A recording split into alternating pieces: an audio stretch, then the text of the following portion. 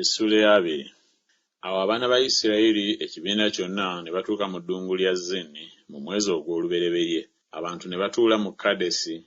Miriyamu n'afiira eyo n'aziikibwa eyo. Ne wataba mazzi ga kibiina, ne beekuŋŋaanyiza ku Musa ne ku Alooni.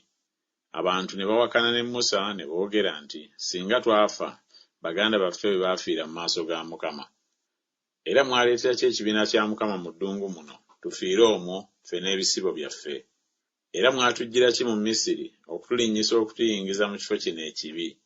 Si kifo kya nsigo, so si kya ttiini, so si kya mizabbibu, so si kya mikomamawanga, so tewali mazzi ga kunywa. Musa ne Alooni ne bava mu maaso g'ekibiina ne bagenda ku mulyango gw'eweema ey'okusisinkaniramu. Ne bavuunama amaaso gaabwe. Ekitiibwa kya Mukama ne kibalabikira. Mukama n'agamba Musa nti, ddira omuggo gwo okuŋŋaanya ekibiina gwe ne Alooni muganda wo, mugambire olwazi mu maaso gaabwe luleete amazzi gaalwo. Onoobajjira amazzi mu lwazi, bw'otyo bw'onoonywesa ekibiina n'ebisibo byabwe. Musa n'addira omuggo ng'aguggya mu maaso ga Mukama nga bwe yamulagira. Musa ne Alooni ne bakuŋŋaanyiza ekibiina mu maaso g'olwazi, n'abagamba nti, muwulire nno mwe abajeemu, ffe tunaabajjira amazzi mu lwazi muno. Musa n'ayimusa omukono gwe n'akuba olwazi n'omuggo gwe emirundi 2. Amazzi mangi ne gavaamu, ekibiina ne banywa n'ebisibo byabwe. Mukama n'agamba Musa ne Alooni nti, kubanga temunzikirizza okuntukuza mu maaso g'abaana ba Isirayiri, kyemuliva mulema okuyingiza ekibiina kino nsi gye mbawadde. Ago ge mazzi ag'e Meriba, kubanga abaana ba Isirayiri baawakana ne Mukama n'atukuzibwa mu bo. Musa n'atuma ababaka ng'ayima e Kadesi eri kabaka w'e Edomu nti, bw'ati bw'ayogera Isirayiri muganda wo nti, omanye ennaku zonna ezaatubaako. Bakitaffe bwe baaserengeta mu Misiri, ne tumala mu Misiri ebiro bingi, Abamisiri ne batukola bubi ne bakitaffe. Awo we twakaabira Mukama n'awulira eddoboozi lyaffe, n'atuma malayika n'atuggya mu Misiri. Era laba tuli mu Kadesi, ekibuga ekiri ku nsalo yo enkomerero. Katuyite nkwegayiridde mu nsi yo. Tetuliyita mu nnimiro newaakubadde mu lusuku lw'emizabbibu, so tetulinywa ku mazzi ag'omu nzizi.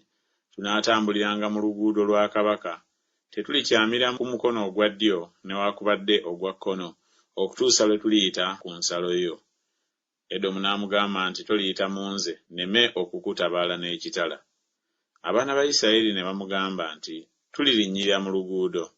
Bwe tunaanywanga ku mazzi go nze n'ebisibo byange, kale naawanga omuwendo gwago, kampitemu buyisi n'ebigere. N'agamba nti, toliyitamu. Edomu n'amutabaala n'eggye lingi n'omukono ogw'amaanyi. Bw'atyo Edomu n'agaana okuyisa Isirayiri mu nsalo ye. Isirayiri kyeyava akyuka okuva gy'ali. Ne basitula e Kadesi ne batambula, abaana ba Isirayiri ekibiina kyonna ne batuuka ku lusozi Koola.